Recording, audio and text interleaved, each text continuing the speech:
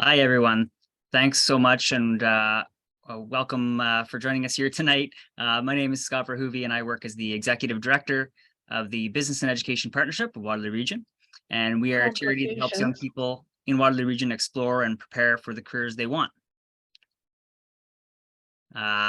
We want to begin by acknowledging that we're broadcasting from the traditional territory of the Haudenosaunee, the Anishinaabe, and Neutral people.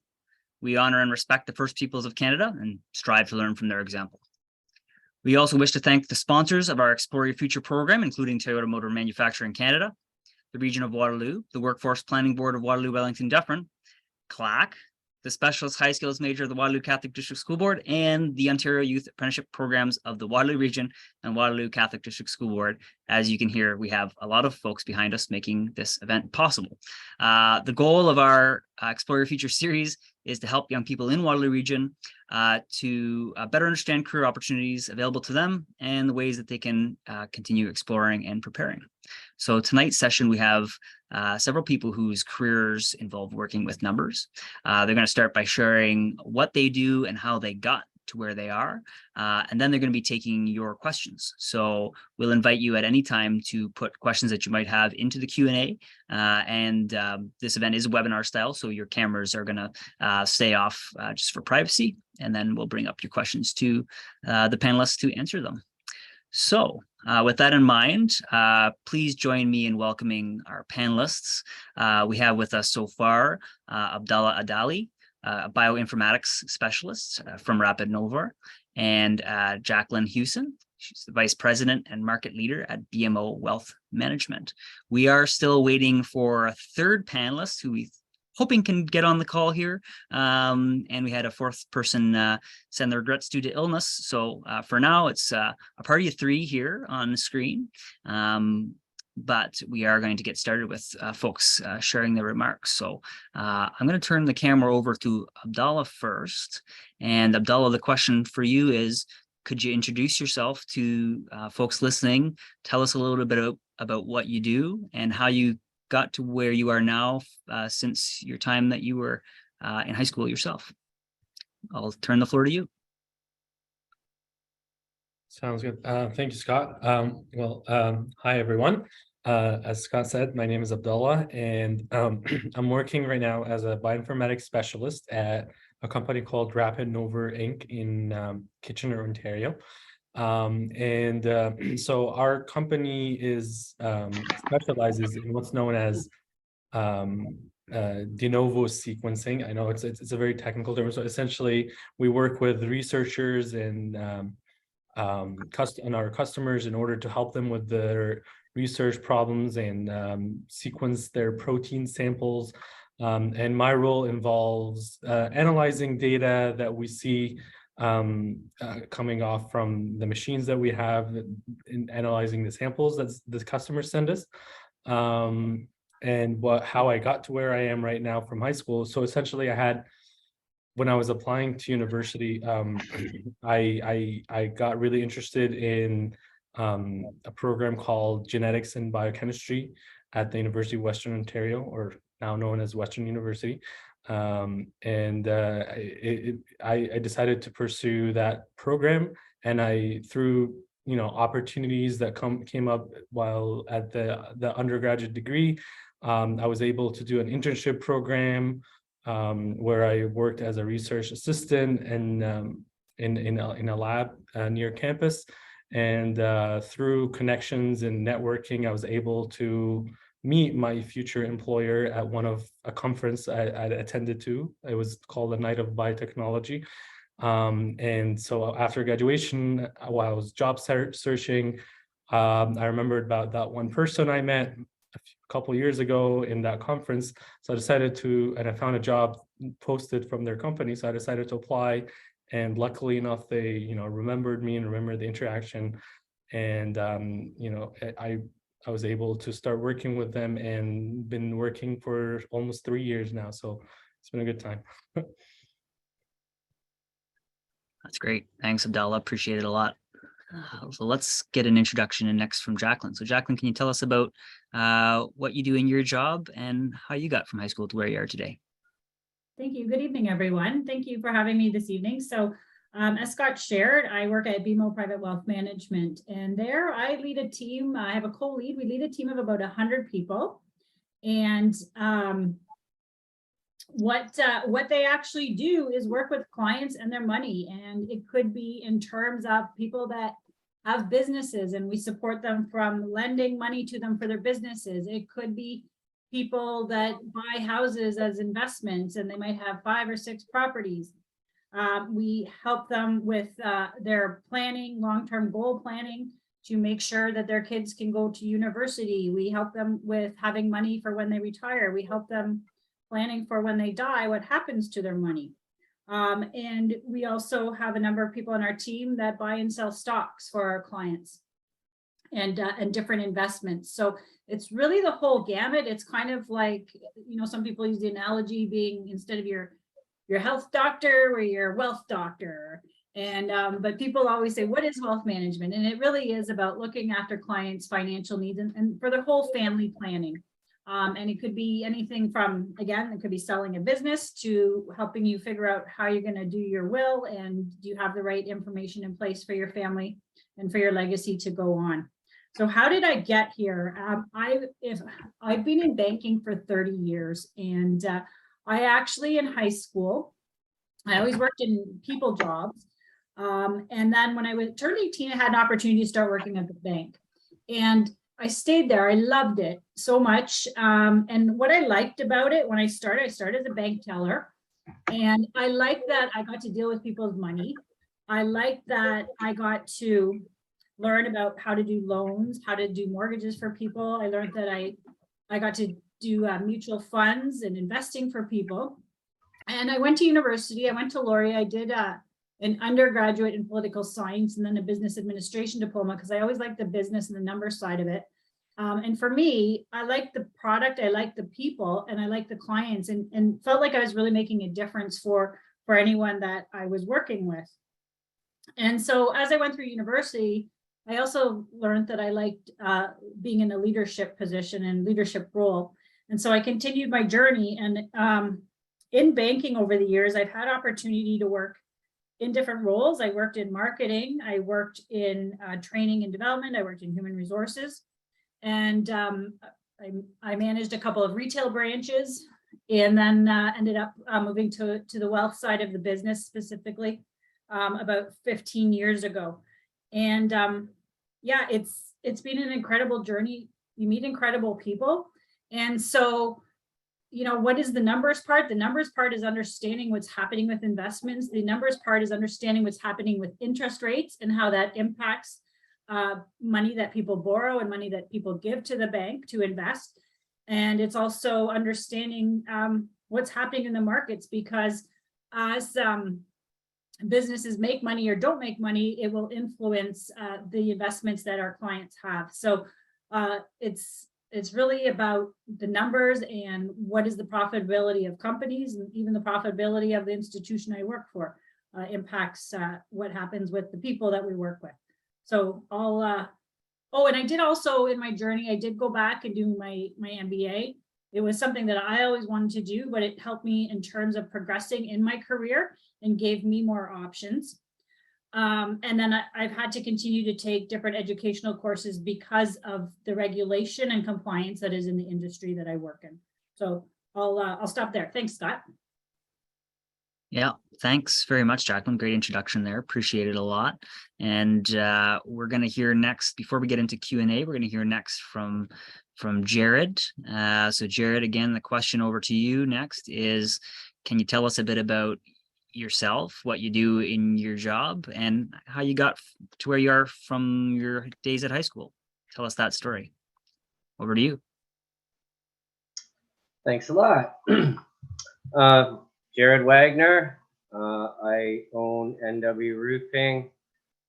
We're a family business. We've been around a long time.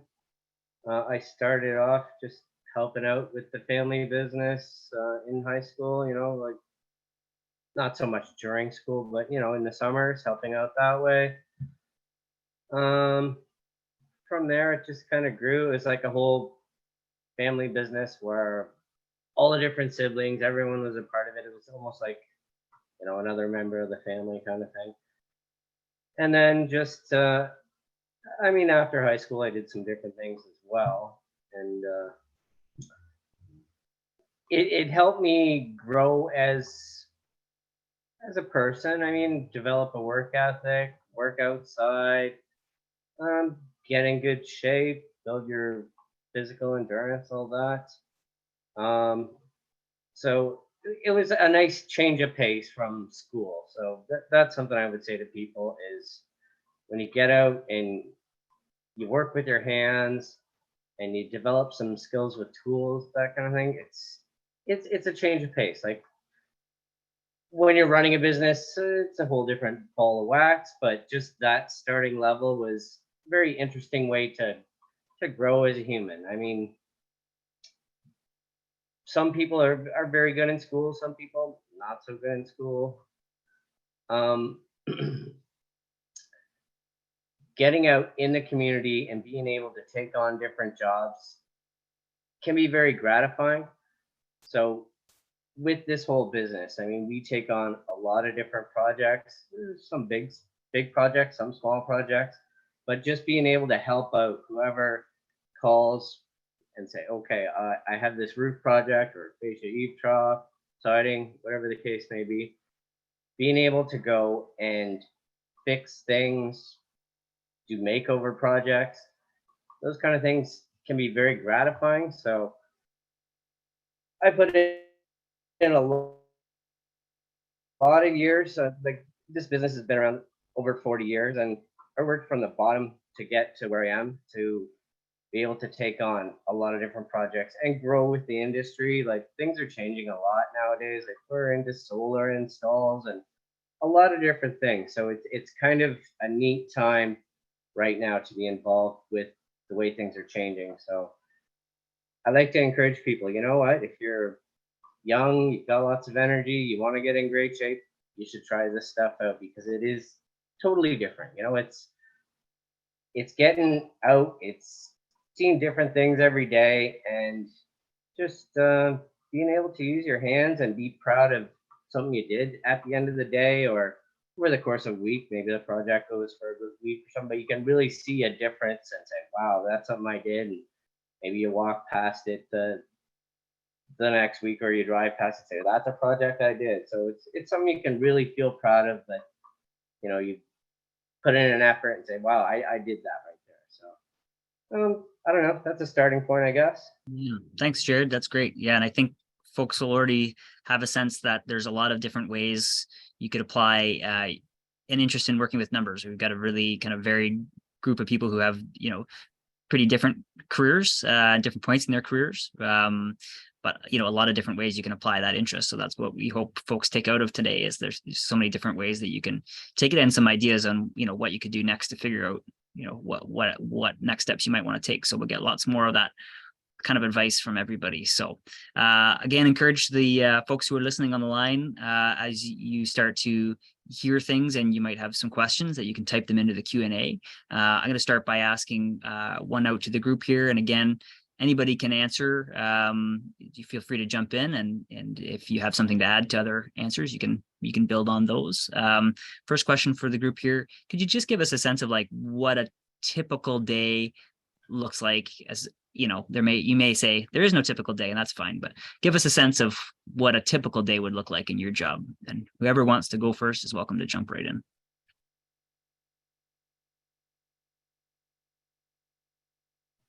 I'll go ahead. I think it's going to be different for all of us, but there's probably a lot of things that are similar.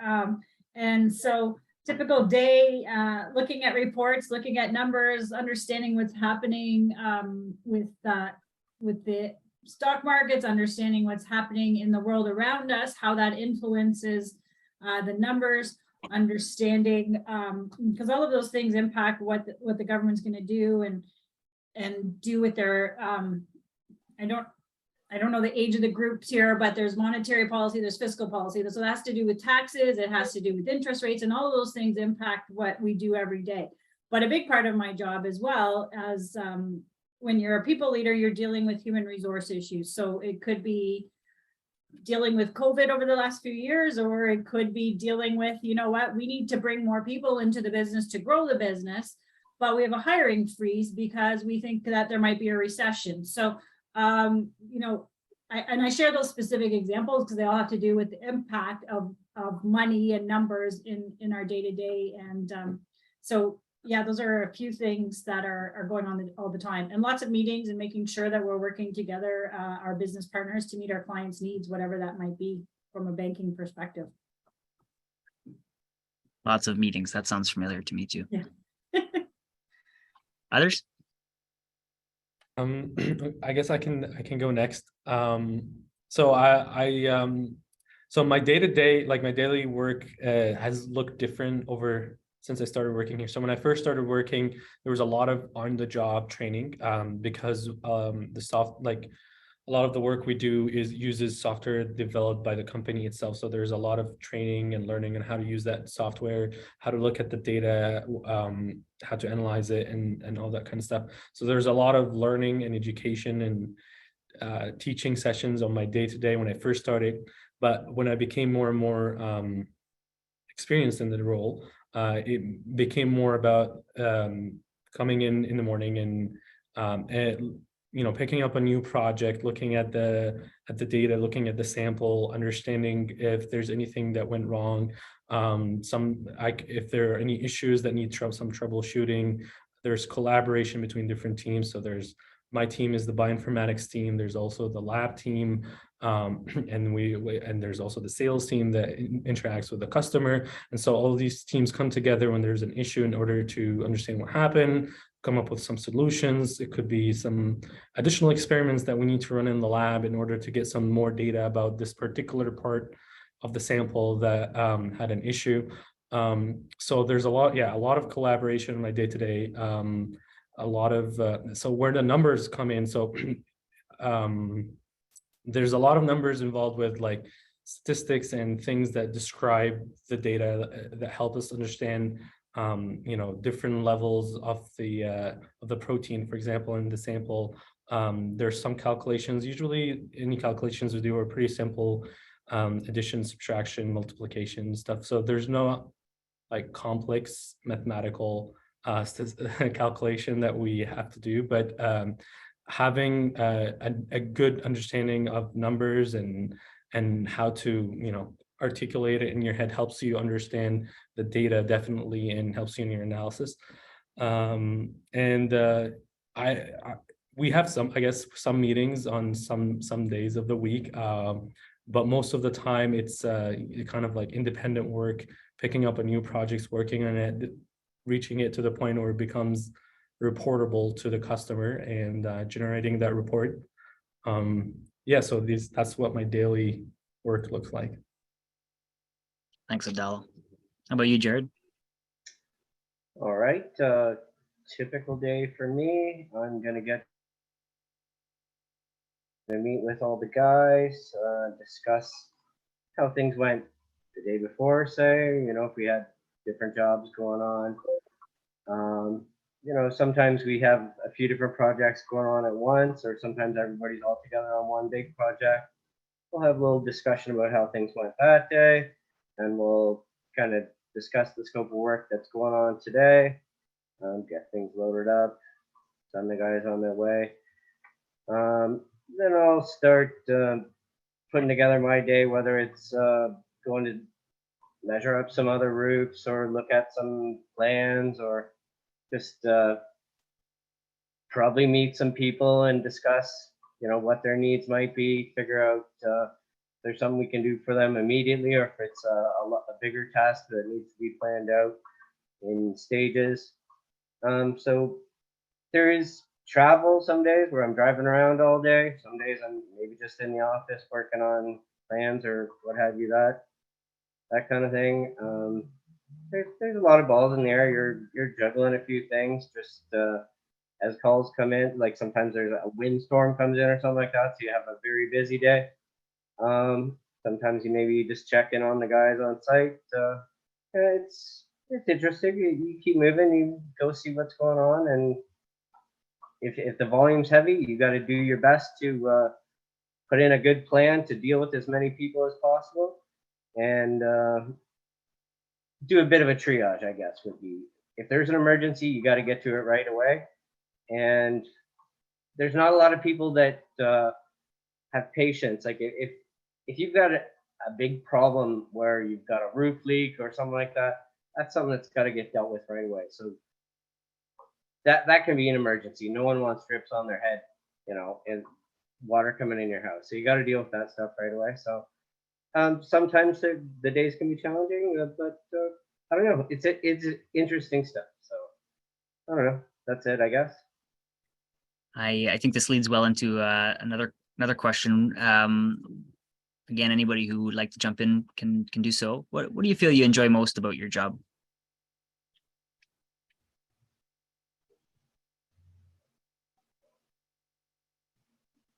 You might need to think about it for a minute. I guess I can go first for this one. Okay, away from like, other than the thing I want to focus on, I guess, for this question is I really enjoy the team interactions we have and my team, like working with my team members. So I'm lucky enough to have like good relationships with people on my team and people in different teams. So I really love and enjoy working with my team members to solve problems and think of solutions and stuff like that. And there's always a constant reminder that we're always learning. There's always new things there's always more experience to gain. There's always more newer ways to do things, better ways to do things. So there's always like a constant continuous learning process. That's something I enjoy also a lot. And the third, I guess, biggest thing is that a lot of the work we do is it helps researchers that mostly are a lot of them are working in research projects that are helping, you know, people's health and improving medicine and so the impact that my work has on their research, which eventually their research has on the healthcare system or on medicine, is something that's rewarding, and I really enjoy about my job.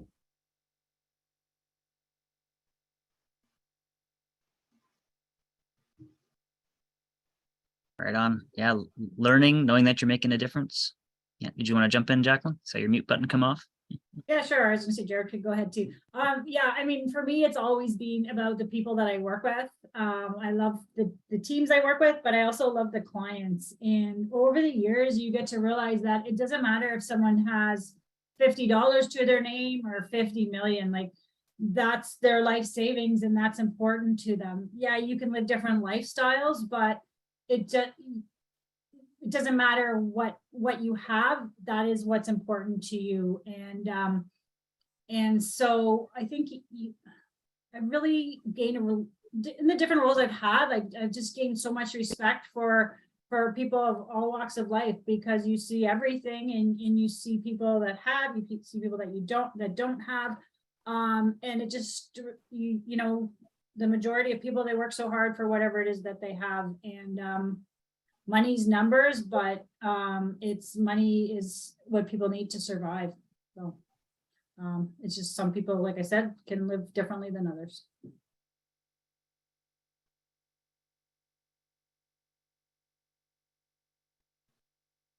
you want to add anything, Jerred? Okay, sure. Sorry, this medium is challenging for me. Not used to this.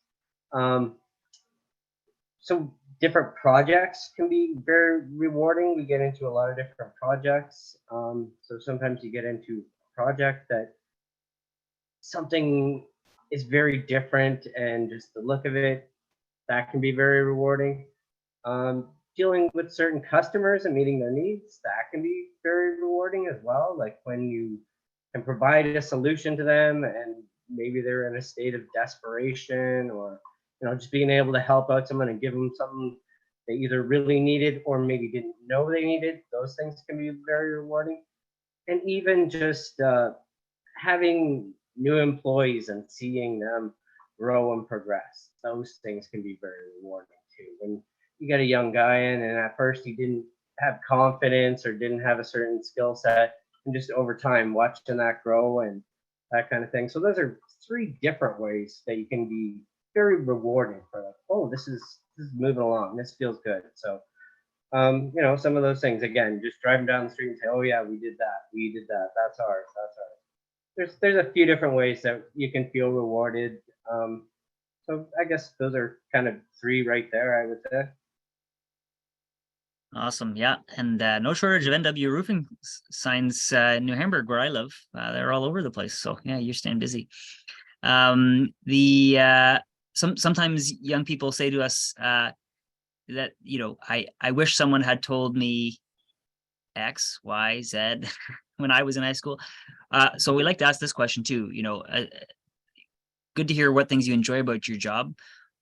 What would be one of the main challenges that you would experience in your work? Does someone want to speak to that too? It's not all sunshine and rainbows all the time. Just things that are hard too. What would be maybe one of the main challenges that you experience that you could speak to? And again, anybody's welcome to jump in once you've had a chance to think that over. Okay, I'll start this. So we have a tough job. Like we do hard physical labor a fair amount of the time. Sometimes they're easy projects, but sometimes we get into some tough jobs. Sometimes the conditions aren't ideal, but all those things can be very character building too. So it's like you said, it's not all sunshine and rainbows all the time, but sometimes when you put in like that really hard day, that can be something that is like a good character builder.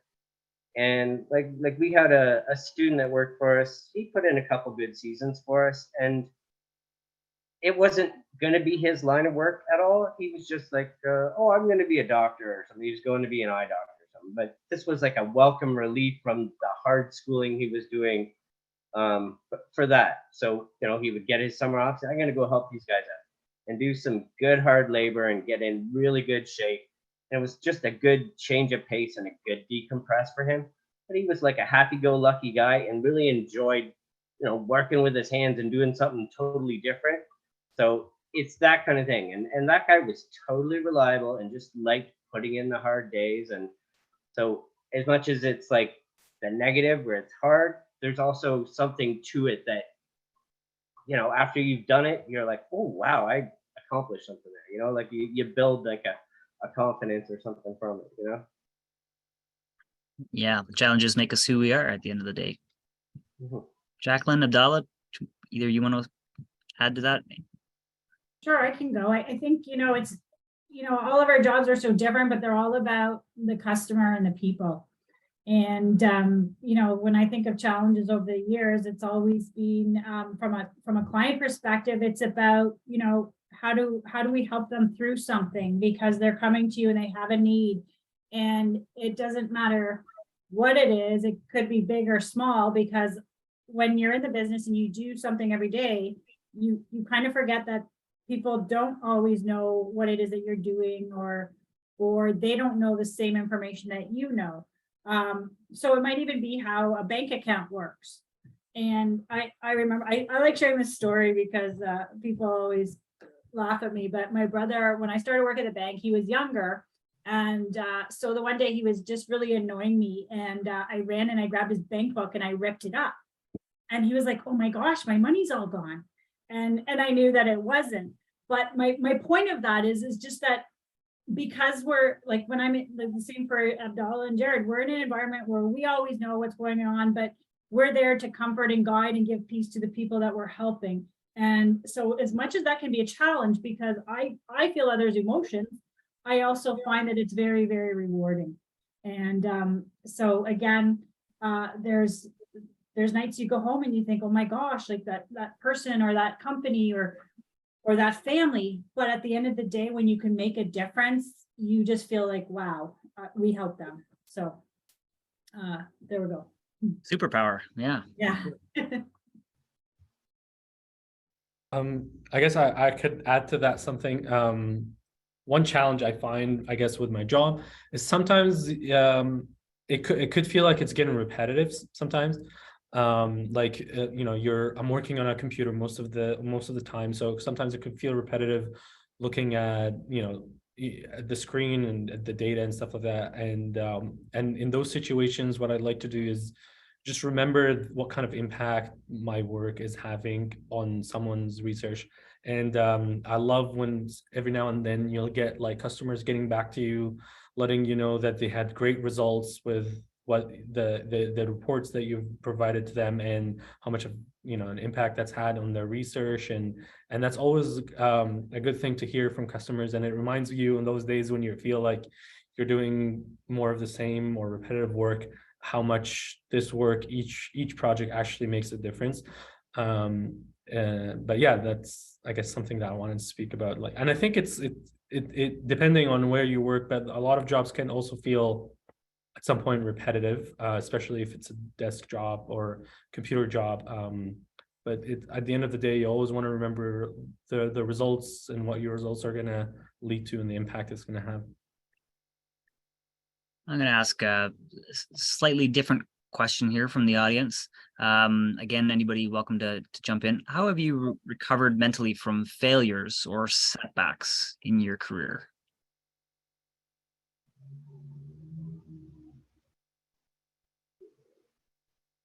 I'll go first. It's tough. I think every situation where you have a setback or a failure, you evaluate. It could be you evaluate based on your boss's expectations, your expectations of yourself, your team's expectations. Sometimes it's even your family's expectations of yourself. And there's been times where how do you deal with it? Do you change your behaviors? Do you learn something new for work? Do you talk to a counselor? Do I go to the gym more sometimes, or do I drink more wine? I don't know if I'm allowed to say that, Scott, but I think you handle it differently. It might be that you start running, and sometimes it's you need good people that you work with or in family to talk to, and sometimes it is. I've never changed career paths from banking, but I actually I started at Canada Trust. And then I worked at TD, and I loved it, but I was like, it was starting to wear on me because I was in a situation where I knew I needed to do something different.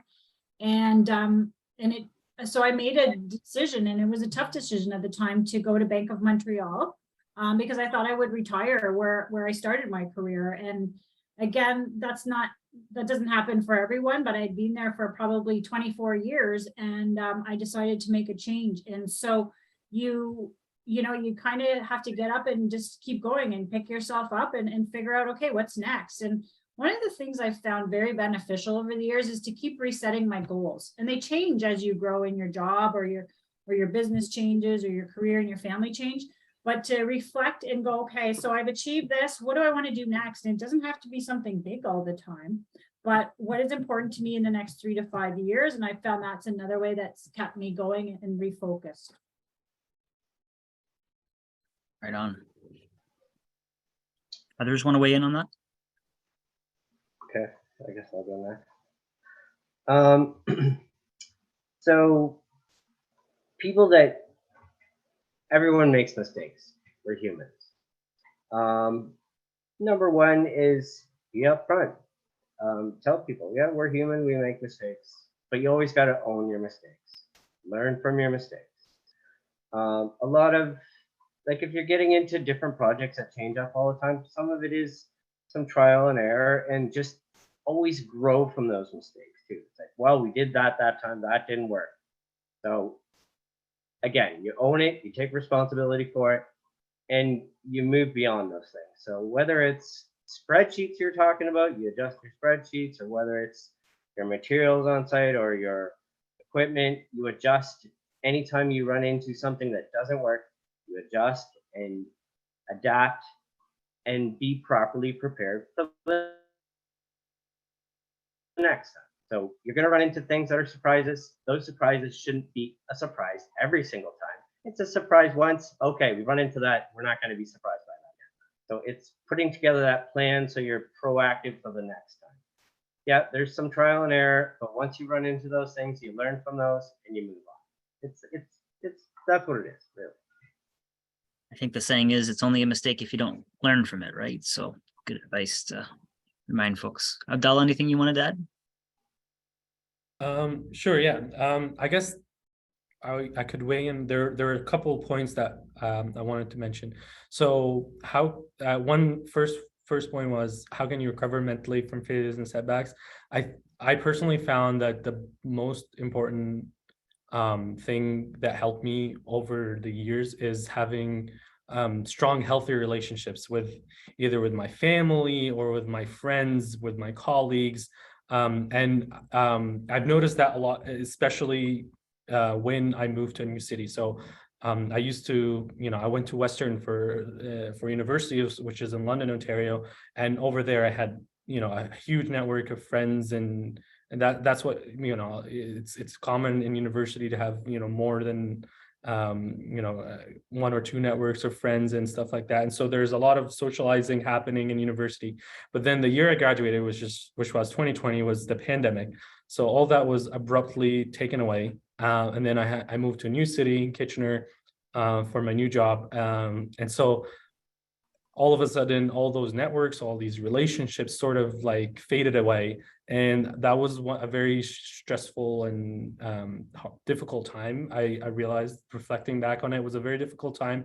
And so I learned that having strong relationships, healthy relationships in your life is very, very important for mental health, and generally throughout your life, but especially important when there are setbacks and failures. Those are the kind of relationships that will help you move forward and remind you that, what's really important in life. The second point I wanted to mention was, I guess, when we talk about setbacks and failures, what does that really mean? Like, for example, like a failure, if we assume that failure is the opposite of success, right? So what a failure is going to depend on how you define success, right? So for me personally, the way I like to define success is consciously and actively working towards a goal that's beneficial to yourself and others, right? And so I guess for me, the success is the work itself that you put in towards reaching that goal. There are a million of different variables that you may not be able to control to actually achieve that goal and reach there, but it's the process itself, the work that you put in and day out, those little wins that you have every single day, those are in themselves successes, right? And so how you define success and how you define failure is also very important.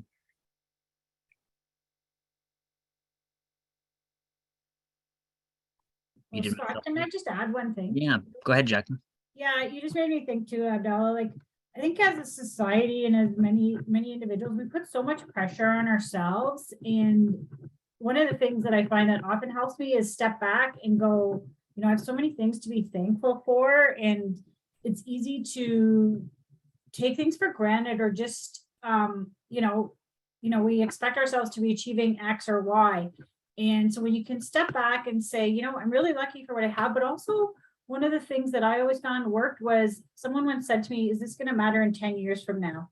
And I continue to use that for myself and even my family, because it's very easy to get in our own heads to think about something that's impacting us and feel overwhelmed by it. And then when you think about, is it going to make a difference in 5 or 10 years? Probably not. Then it's easier to let it go and to move on. So I just want to share that little trick. Here. This might be rehashing some of this same. I feel like people have touched on this a little bit, but good to make some of these things explicit, perhaps. What skills have you found most important in your work? And maybe you could pinpoint one or perhaps two. The main things that you feel like are really help you be effective. I feel like that's a big question, but take a second and chew on it. And again, anyone who wants to jump in on that can. And again, while I'm giving you a little bit of time to think about your answer, I'd invite folks watching to keep adding your questions in Q&A as well.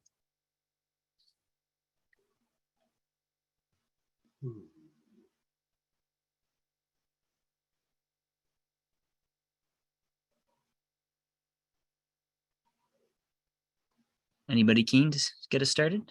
All right, sure.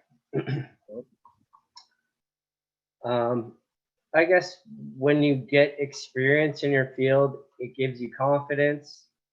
That's a big thing. I mean, there's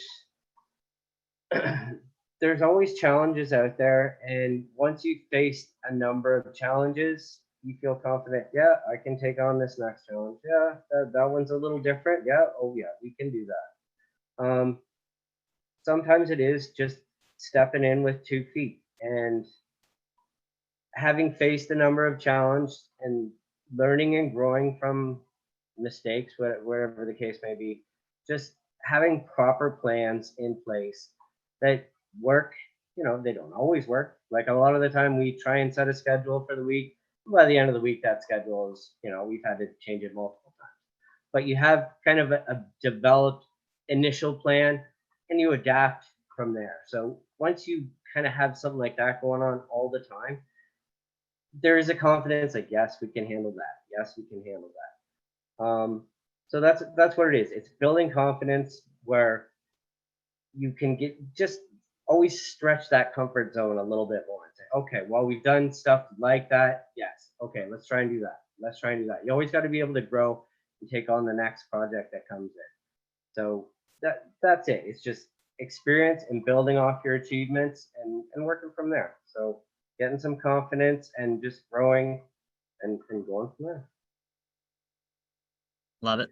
Yeah, Abdalla, Jacqueline. Yeah, I think just to build on what Jerred was saying, like I was thinking too, one of my key things would be the continuous learning. Like no matter what you're doing, you're going to continue to learn and improve yourself, or learn how to deal with the situation differently, or how to use your experiences, as Jerred said, and how do you apply that to another situation. So the continuous learning is huge. And then the second, I would say, anytime in any job that you're working with people, one of the key skills, and it's hard sometimes, is really to listen.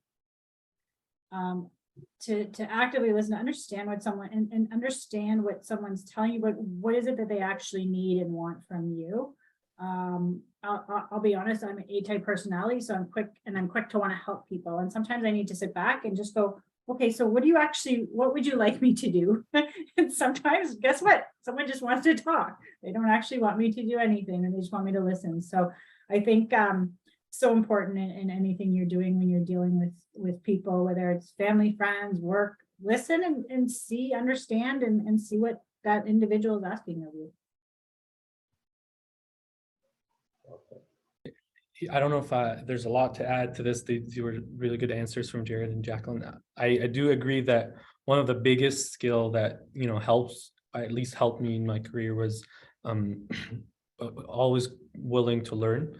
I noted it's something that I like to live by, and if I give advice about, if someone asks for advice, is always behave like you're still a student, right? Not necessarily the formal definition of a student in a school, but a student of whatever you are. Like even because whenever I started feeling like, what, now I know everything and I'm pretty good and stuff like that, that's when it start hitting me. I start making a lot of I guess stupid mistakes, or out of like overconfidence or whatever. And I learned that in order to always be performing at your best and always be improving, is that you always have to be humble enough to realize that you're always learning. There's always more to know. Whether you're in school, whether you're at work, learning really doesn't stop. And that willingness to always keep learning and realization that you're always learning and improving, I think is a very important skill in any career, in any job, really.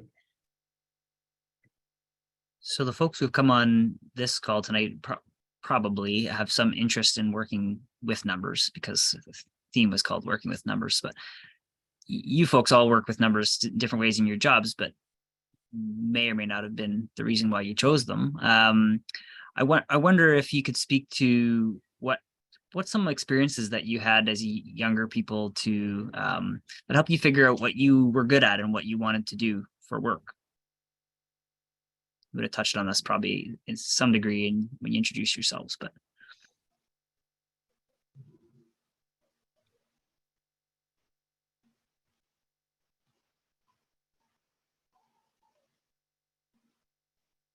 Jerred, do you want to go or do you want me to? You go first. Okay. So when I started working probably in grade 5 or 6, if you include, and this is always what I tell people too that are younger and building their resumes. Like I had a paper route, I babysat. I was always looking for how can I make money. I would have my lemonade stands. And so I don't know then if it was always about money or if it was more about just doing something and working with other people. But I was always up to something. And even in high school, like I worked at a drugstore, I worked at Canadian Tire, I worked at a grocery store, I worked at Bingham Park. And so different experiences, but always moving towards a path of, hey, like, how do I help people? And then numbers weren't my strong suit, but I liked what I could do with the numbers and the money sense. And I think that's what made me stay in the banking business and continue to gravitate towards understanding how it makes the world go round in the good, the bad, and the ugly. Okay, I'll go next.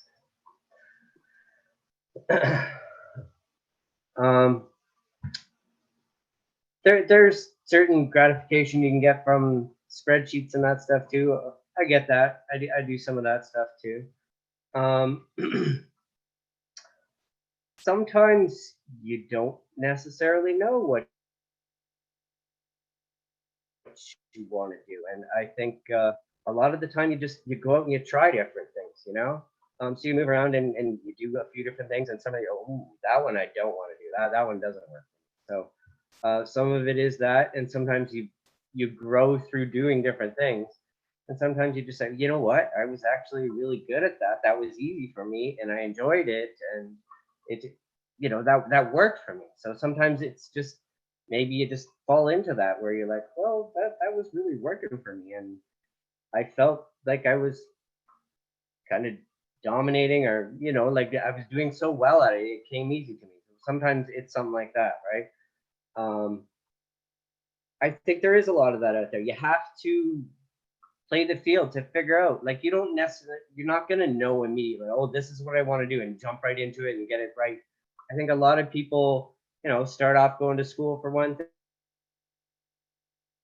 thing, and then once they get into it, you know, oh, this isn't for me, you know. So you got to change it up, and you got to have different interests, and you got to spread things out for sure. Initially, you've got to see what else is out there, and you've got to get some things wrong. You know, you got to stumble through some things too. You know, you got to see what you like and see what you don't like. There's got to be some of that for sure. Yeah, I think with career exploration, it's like trial and error is inevitably kind of how it's done, right? You have to try things, you have to see, you have to just go through those experiences to gather that information. And that's the way you do that, is by trying things. Yeah, Jacqueline said, part-time job, seeing what you like, and you gather information from that experience, and then you try something else, and then you do repeat that over and over again until forever. Abdalla, did you want to add anything? Sure. Okay. So I actually really love the answers. So like we heard so far, and it's something that I personally I am trying to improve about myself, is always be more open to new experiences and trying new things, because I truly believe that growth and learning really happens outside your comfort zone. Because if you stay in there all the time, you're probably not doing anything different. You're probably not growing somewhere. But I guess growing up, I didn't have that messaging of, like, you know, trying new things. There was always like fear of like making mistakes, fear of errors. And so it got instilled in me that you know, you got to be 100% sure about what you're doing and all that stuff.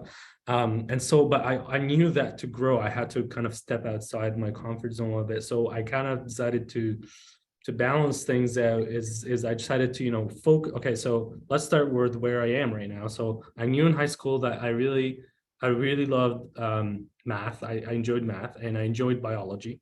So when I saw a program about biochemistry, I was like, and that sounds like something that I might enjoy. So I stepped into that. And then from there, you know, you focus on your work, you do that well, and then you start learning about a new opportunity out there that, you know what, you could actually work something related to this job in an internship. So I was like, you know what, that sounds like an easy step to take. That's not too outside my comfort zone. So I decided to go there. And then from there, you started meeting new people, teaching you new things.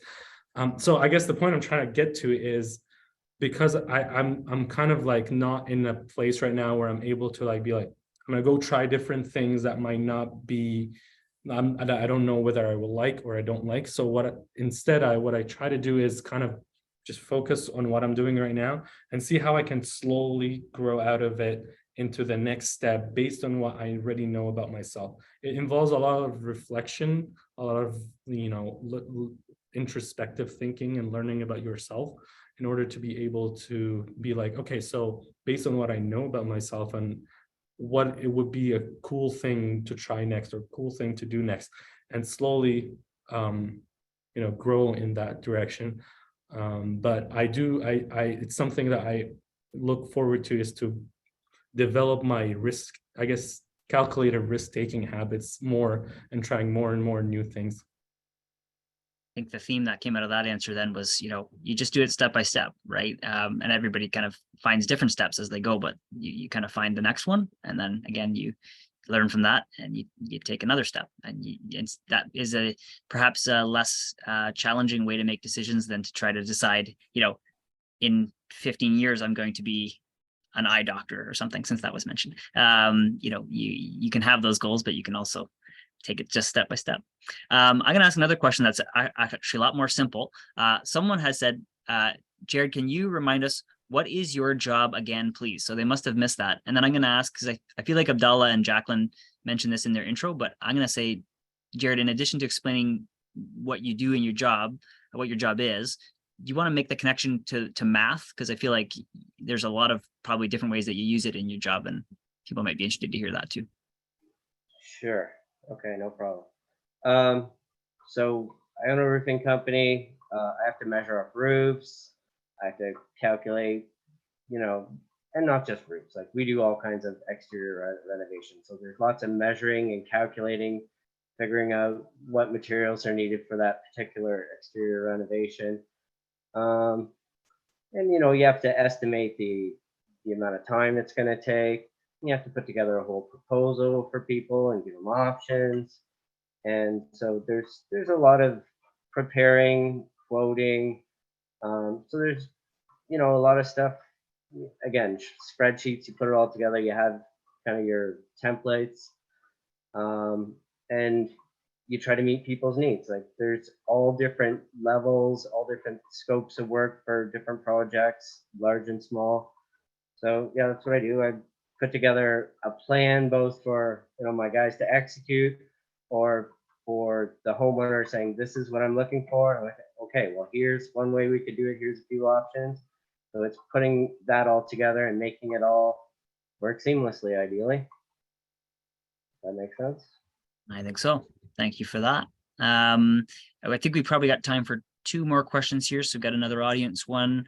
We'll start with here. Someone has asked, how do I cultivate good interpersonal relations and networks?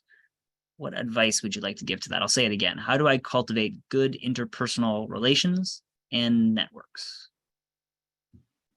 I can jump on that first. So I love that question. It's a really good question, and the answer it's definitely not something that comes overnight. It's something that's lifelong journey of learning to how to do that.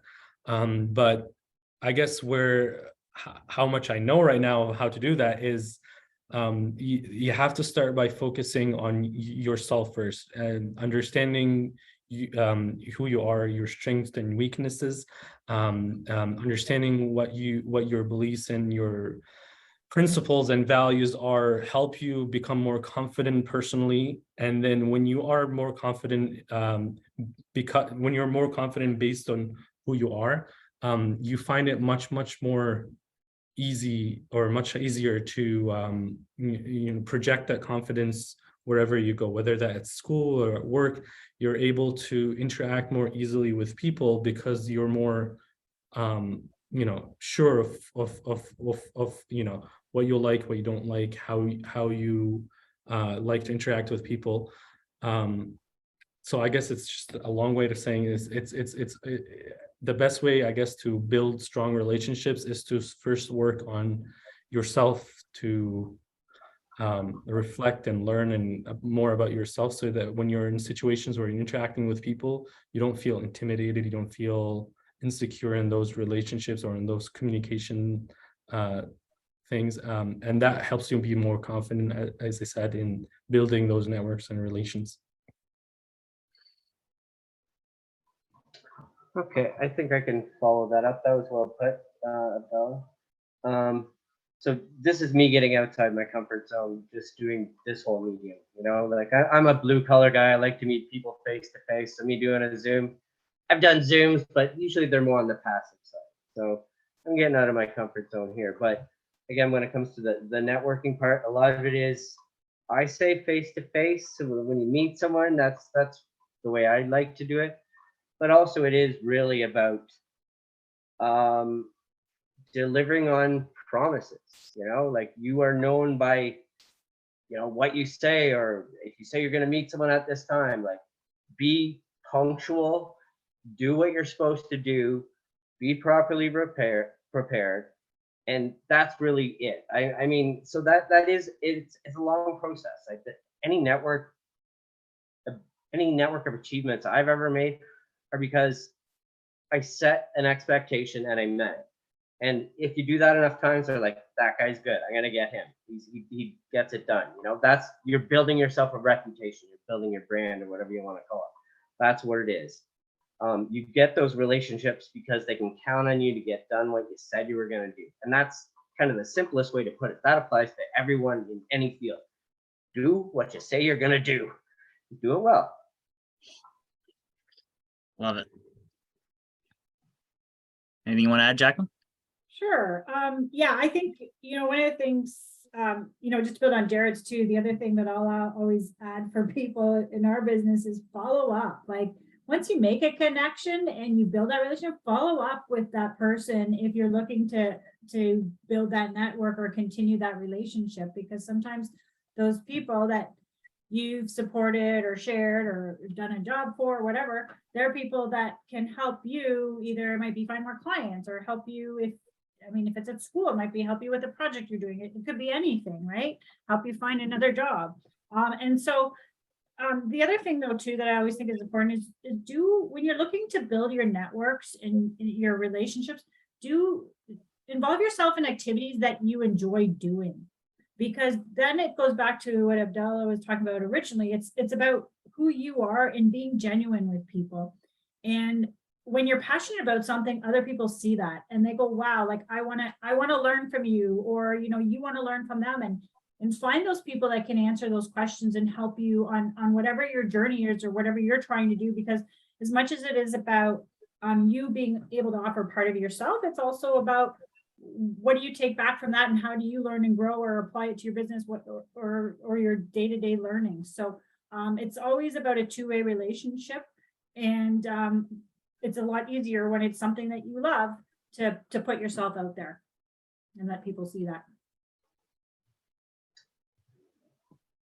You're muted. Muted. Yep. Whoops. I got to do that once every webinar. We're getting close to the end here. I'm gonna say, if does anyone want to have? Is there any other career advice that you would like to give? So imagine your grade 9 self. What is one other piece of career advice that you would give to yourself in 30 seconds or less?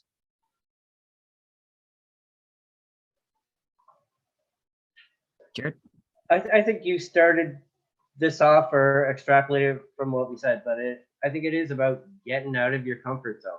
Like try and do some different things. Like I think that one is pretty key, because I think we have kind of preconceived ideas of what we should be or what people want us to do, and going out and trying some different things just to either fail at it or realize, oh, that was actually fun.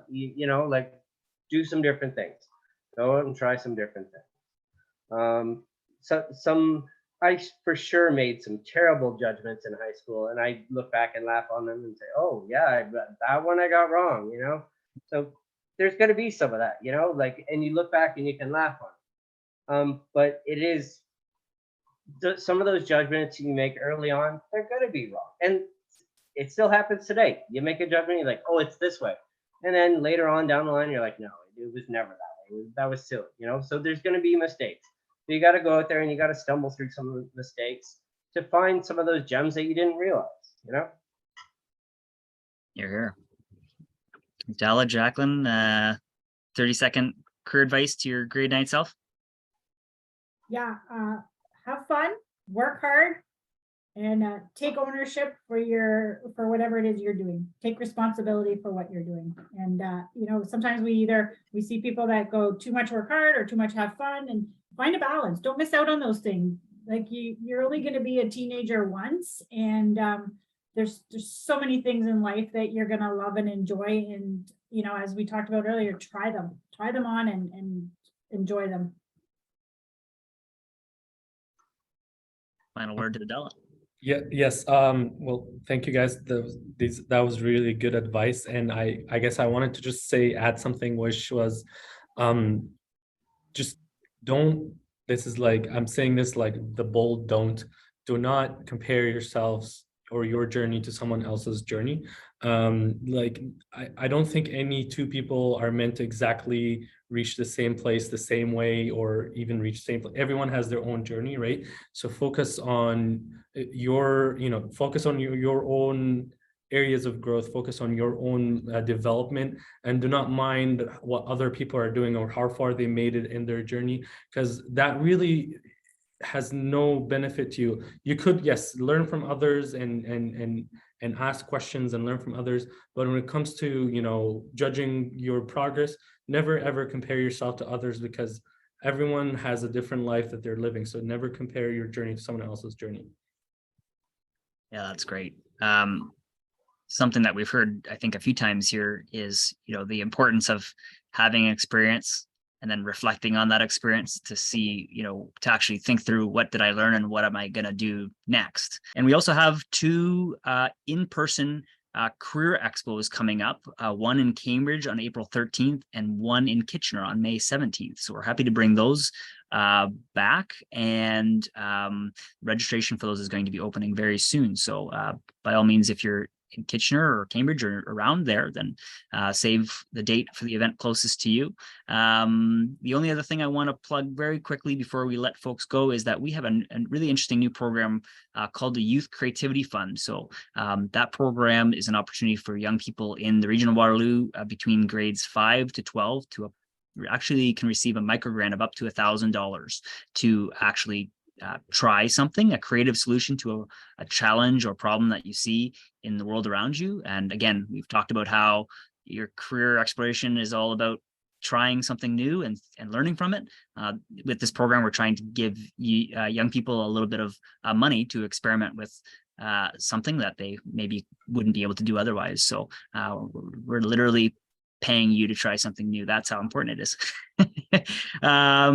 With all that said, very much appreciate the wisdom and advice of all of our panelists. So we want to give a big shout out to them for volunteering their time and sharing their wisdom with folks listening.